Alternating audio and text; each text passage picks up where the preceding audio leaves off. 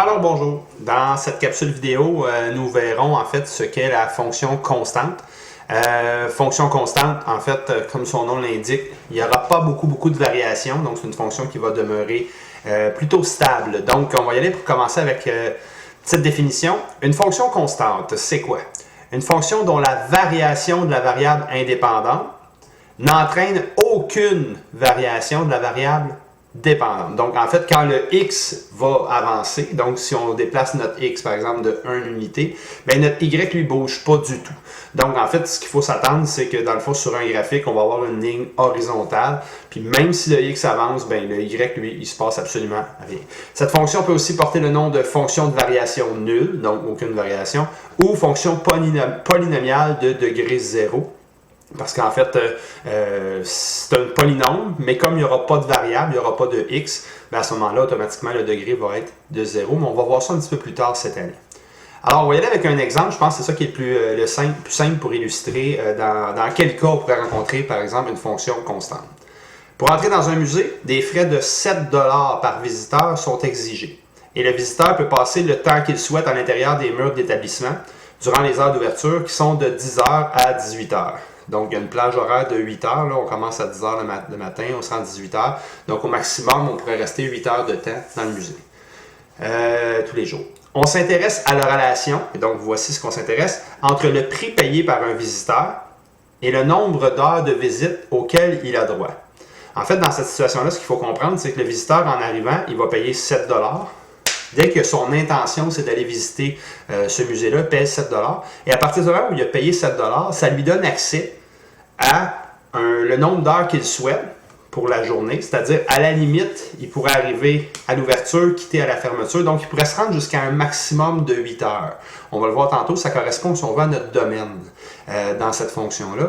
Et donc, il pourrait aller jusqu'à un maximum de 8 heures en ligne. Mais le prix qu'il va payer, qu'il passe les 8 heures, qu'il passe 2 heures ou qu'il passe 1 heure là, il va payer 7 $ pour son entrée de toute façon.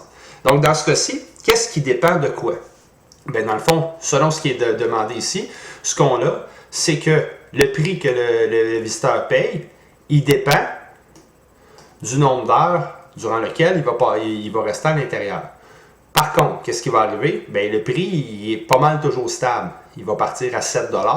Fait que dans le fond, quand on va arriver dans notre table de valeur, bien, notre variable x s'en vient ici, nombre d'heures de visite, puis le prix payé. Fait que dans le fond, il n'a pas rentré, mais il a l'intention de rentrer. Il n'a toujours pas passé de temps encore dans le musée. Ça lui a coûté 7 $, il vient d'arriver. Et là, après ça, qu'est-ce qui va arriver? Bien, on sait qu'au maximum, il pourrait passer au maximum 8 heures dans le musée. Donc, notre dernier point, techniquement, dans notre table de valeur, on irait mettre un 8. Et le 8 qui est ici, dans le fond, ce qu'il vient de dire, c'est que le maximum, ça serait 8 heures, mais ça me coûterait aussi 7 $. Et entre 0 et 8, là, je pourrais aller remettre d'autres choses. Exemple, 2 heures, 4 heures, 6 heures. Mais à chaque fois, dans le fond, ce qui se passe, 7, ça coûterait toujours le même prix. Donc, dans une table de valeur, ce qui est spécial, c'est que quand nos x y avancent, nos y ils restent identiques. Donc, c'est la table de valeur d'une fonction constante montre un taux de variation nulle, c'est-à-dire un a égale à 0. Puis, peu importe, dans le fond, notre x, on arrive à des y égale à 7. Au niveau du graphique, à quoi ça ressemble? Bien, au niveau du graphique, ça va ressembler. En fait, pour commencer, on va voir notre titre. Le titre ici, prix passé par un visiteur dans un musée selon le temps qu'il passe à visiter. Nos deux, on va le tasser au complet finalement, je vais l'enlever. On va voir ce que ça donne. Nos deux titres aux axes, on a nombre d'heures de visite qui est ici. Là, moi, j'ai mis 0, 2, 4, 6, 8. J'ai fait une certaine graduation. Dans l'autre sens, le prix qu'on va payer, bien, on voit ici, dans le fond, il faut juste s'assurer d'avoir le 7 quelque part dans notre graphique, idéalement le plus au centre possible pour essayer d'utiliser le maximum d'espace, mais on n'utilisera pas tant que ça.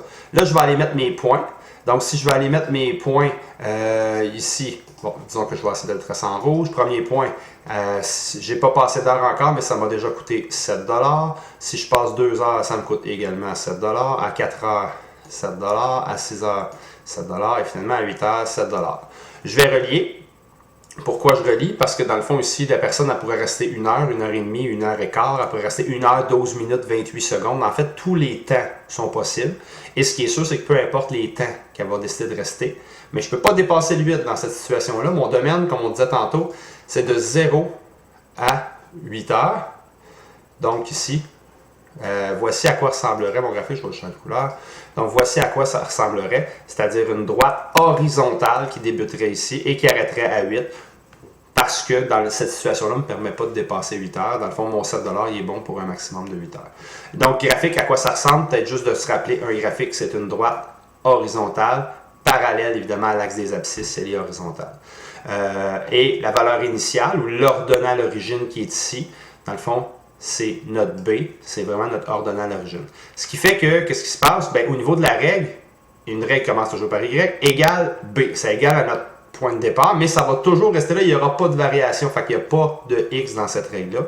Donc, dans le cas qui nous intéresse, bien, la règle qui serait là, c'est Y est égal à 7 en tout temps. Donc, même quand j'avance de X de 1 ou de 2, je suis encore égal à 7. Donc, voici ce qui se passe. Mon f de X est égal à 7 en tout temps. Fait que ce qu'on a à se rappeler, au niveau d'une règle, c'est Y égale un nombre tout simplement. Au niveau du graphique, c'est une droite horizontale. Il y a un point de départ sur l'axe des Y, un ordonnée à l'origine, mais elle le garde toujours. Au niveau de la table de valeurs, au niveau des Y, il n'y a aucun changement. Donc voici les choses qu'il faudrait se rappeler pour quand on va rencontrer des situations de fonctions constantes.